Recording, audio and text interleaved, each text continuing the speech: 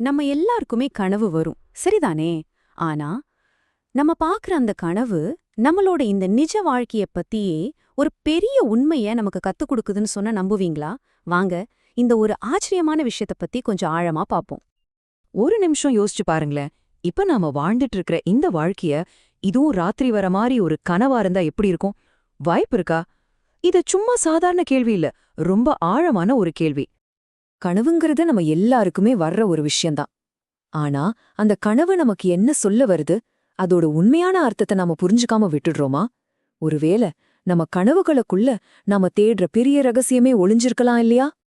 சரி, நாம இத பத்தி தெரிஞ்சுக்க போறதுக்கு வழிகாட்டியா இருக்கிறது ஸ்ரீமத் சுவாமி சித்பவானந்தரோட ஒரு சிந்தனை தொகுப்பு தான். பார்க்க சின்னதா இருந்தாலும் இதுல கனவுகள பத்தி சொல்லிருக்கிற விஷயம் நம்ம பார்வையே மாத்தக்கூடிய அளவுக்கு ரொம்ப சக்தி வாய்ந்தது. சரி, இதுல முதல் விஷயம் என்னன்னா, கனவுங்கிறது நம்ம வாழ்க்கையில ஒரு பகுதி. ஆனா நாம என்ன பண்றோம்?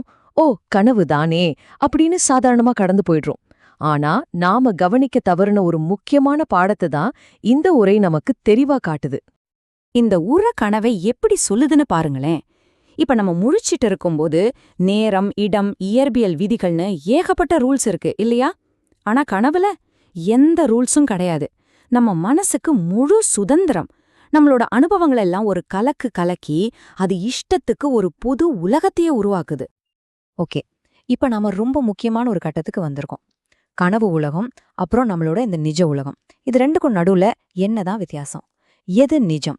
வாங்க இதை இப்போ ஒப்பிட்டு பார்க்கலாம். இங்க பாருங்க, இந்த ஒப்பீடு எவ்ளோ தெளிவா இருக்குன்னு. ஒரு பக்கம் நம்ம முழிச்சிருக்கிற வாழ்க்கை, விதிகள், பந்தபாசம், சொத்து சேர்க்கணும்னு ஒரே கட்டுப்பாடுகள். இன்னொரு பக்கம் கனவு, அங்க எந்த விதிகளும் கிடையாது, முழு சுதந்திரம். ஒன்னு ரொம்ப நிரந்தர மாதிரி தோணுது, இன்னொன்னு கொஞ்ச நேரத்துல காணாம போயிடுற மாதிரி தற்காலிகமா தெரியுது. கரெக்டா? இங்கதான் ஒரு பெரிய ட்விஸ்டே இருக்கு. இந்த உரை என்ன சொல்லுது தெரியுமா? இந்த ரெண்டு நிலைகளும் ஒண்ணு மறுக்குதான். அதாவது, நீங்க கனவுல இருக்கும்போது அதுதான் உங்களுக்கான நிஜம். முழிச்சிட்டீங்கன்னா இந்த வாழ்க்கைதான் நிஜம். சிம்பிளா சொல்லணும்னா, ரெண்டுமே ஒரே சமயத்துல உண்மையா இருக்கவே முடியாது. ஒண்ணு இருந்துச்சுன்னா இன்னொன்னோட உண்மைத்தன்மையே கேள்விக்குறியாயிடுது. அப்போ இந்த முரண்பாடு நமக்கு என்ன சொல்லிக் கொடுக்குது? நாம இந்த உலகத்துல பொருள்கள் மேல, மனுஷங்க மேல வச்சிருக்கிற பற்ற பத்தி இது என்ன சொல்ல வருது? இது ரொம்ப ரொம்ப முக்கியமான ஒரு பாடம். இந்த தர்க்கத்தை ரொம்ப அழகா ஒரு 4 படியா பிரிச்சிருக்காங்க. முதல்ல, நாம முழிச்சிருக்கிற வாழ்க்கைய அனுபவிக்கிறோம். 2வது, நாம கனவு காண்கிறோம்.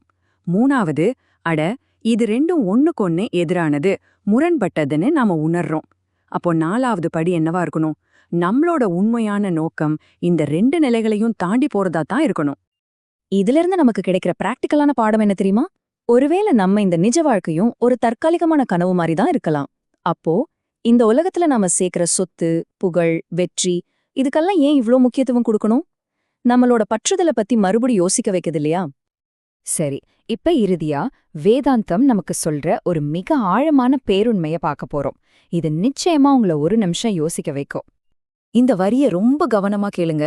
சத்தியத்தை அறிந்த ஞானிக்கு கனவு நிலையைப் போலவே விழிப்பு நிலையும் ஒரு கனவே. இதுதான் வேதாந்தம் சொல்ற அந்த உச்சகட்டமான உண்மை.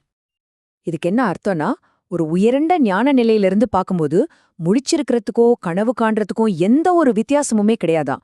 ரெண்டுமே ஒரே பெரிய உண்மையோட 2 வெவ்வேறு பக்கங்கள். சொல்லப்போனா ஒரு பெரிய கனவோட 2 காட்சிகள் மாதிரி.